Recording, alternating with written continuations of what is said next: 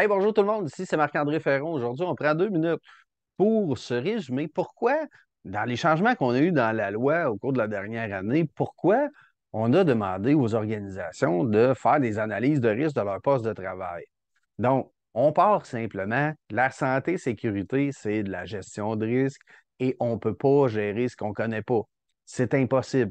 Peu importe vous êtes où, au Québec, en Ontario, le reste du Canada, sur la planète Terre, c'est impossible de gérer les risques si vous ne connaissez pas les risques que vous avez à gérer. Donc, super important, il faut connaître les risques. Dans la loi, on nous demande d'avoir des méthodes pour identifier les risques. Donc, on ne veut pas improviser, il faut définir une méthode. Et une fois qu'on l'a, ce qu'on nous dit à l'article 52, on doit mettre en place des registres et les tenir à jour concernant les caractéristiques des postes de travail pour chaque travailleur à notre emploi. Donc, on doit connaître les risques auxquels chaque travailleur sont exposés parce qu'on est responsable de protéger 100 des travailleurs. Et si je ne connais pas les risques auxquels ils sont exposés, je suis en train d'improviser. Dites-vous que 100 des organisations qui n'ont pas fait leur analyse de risque ont une culture de réaction. Pourquoi?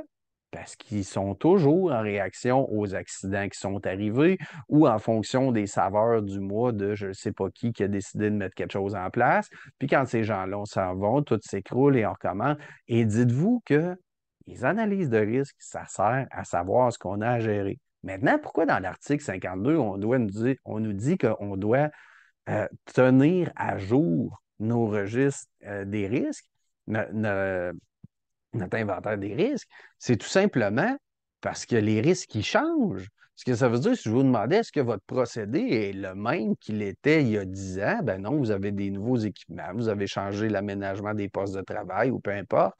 Et la nature des risques évolue dans les organisations. C'est pour ça qu'on nous dit de les maintenir à jour. Donc, un inventaire des risques, c'est pas quelque chose qu'on est dans une course sprint à essayer de tout régler.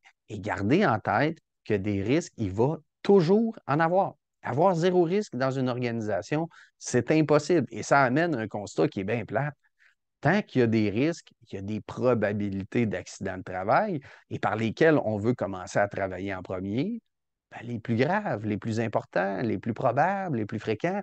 Et c'est par là qu'on va débuter nos interventions. Et on ne veut pas essayer de tout adresser en santé-sécurité. Des fois, les organisations vont dire à leurs employés, on demande à tout le monde de tout déclarer. C'est une très bonne idée de tout déclarer. Mais après ça, est-ce que vous avez les moyens de tout gérer? Ça, c'est plus complexe.